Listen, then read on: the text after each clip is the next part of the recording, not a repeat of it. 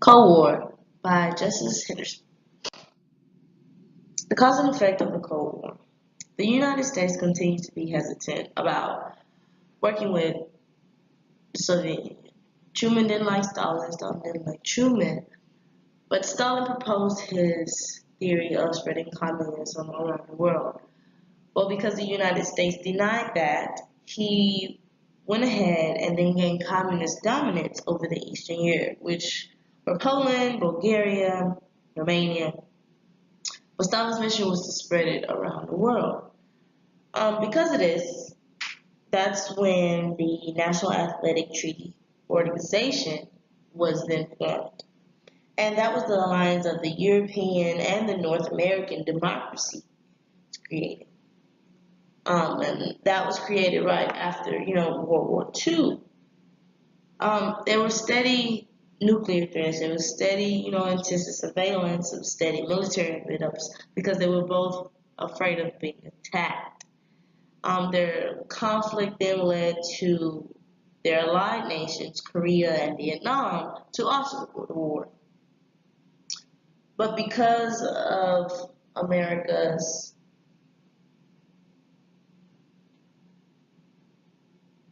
power and fear from the other nations and the pride and strongness that we have, it had overcame the conflict between the US and Soviet Union, which then caused the spread of communism to fail.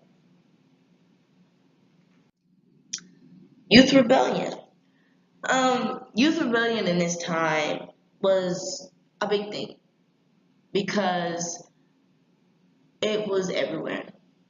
Teens, young adults, they were rebelling against war, they were rebelling against civil rights, rebelling against their parents. It was just a time of rebellion for youth. And at this time, they had peace movements, which also involved the beat movement. And within these youth movements, they joined these together because they were standing up and it was fighting for what they believed in. They was fighting for what was white. And because of the steady rebellion against life and what they were supposed to be in life, parents put in effect that the music was influencing them in a bad way, that Elvis Presley was a bad influence, that Little Richard, just because they didn't listen to the more prompt music that was made for them, like the artist Pat Boone, that was made, to fit their white society. And students started dropping out of school. They started doing whatever they wanted to do. And at that point, just like in the movie Rebel Without the Cause, that it was to a point to where kids did whatever they wanted to do and parents just put a blind eye over it and didn't care and would protect them at all costs. And the rebellion in this time was so moving, it couldn't be tamed because it was kids all around the nation fighting for the same thing. Gender equality. After the war, women were getting brave about being who they wanted to be instead of the American housewife that cared about the children, cared about her husband. Even though at this time, as men came back from war, the baby boom was in effect. But you had women who wanted to do and wanted to be themselves. White women started getting into entertainment, acting, no magazines.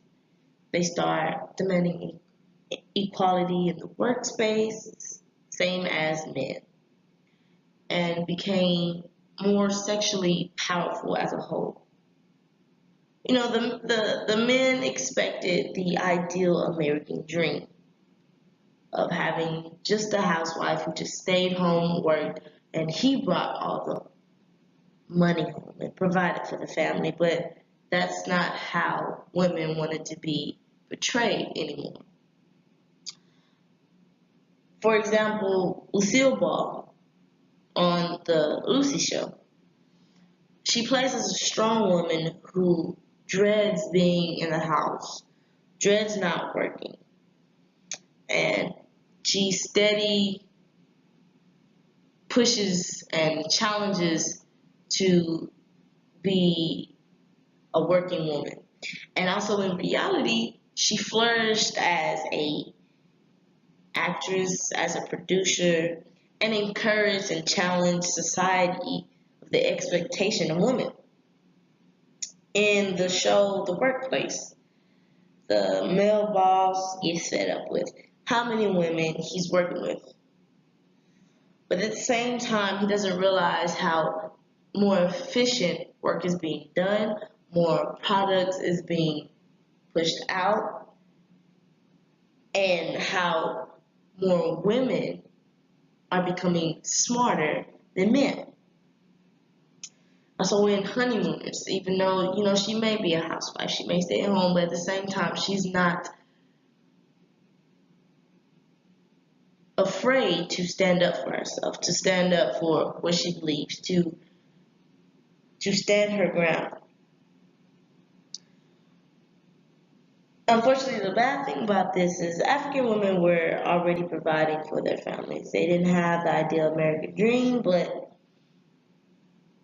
they still provided. They were never credited for already being that strong woman. At this time, you know, it affected more of the women role rather than the male.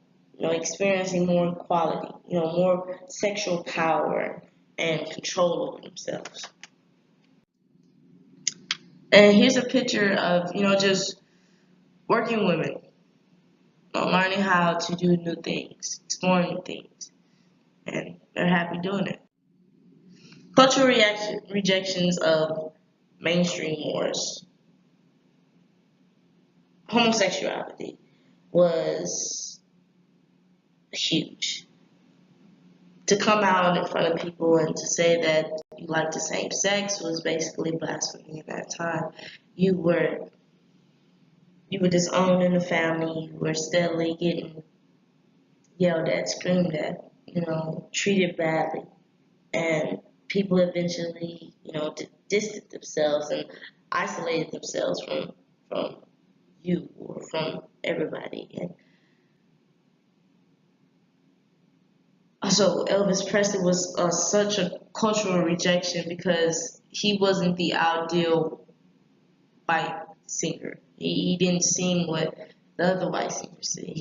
He was had that main connection with the blacks and connected with them more, and that wasn't the mainstream that the older whites was accepting. As before in the gender equality slide, women became more sexually powerful. They start showing their bodies a little more. They start dressing different ways. They just didn't want to be that American housewife that everybody wanted them to be anymore. They wanted to do them. They wanted to be their own person. And they did that. And they didn't care who liked it and who didn't. They wanted to be independent. And Allen was more of a poet and philosopher and a writer who didn't care what he said. He spoke his mind, he let it out, and he protested everything that the youth had stood for. And he was an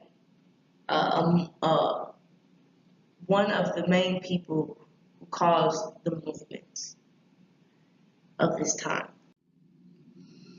These conflicts wasn't really related to the war itself, but it had a lot of changes in this time, and it opened a lot of people's eyes up in this time to where they can branch out, to where they can just say what they want to say, be who they want to be, and live their life. This time, while in the background was wars, and on top of wars, at the same time there was a lot of people standing up for who they were and what was right.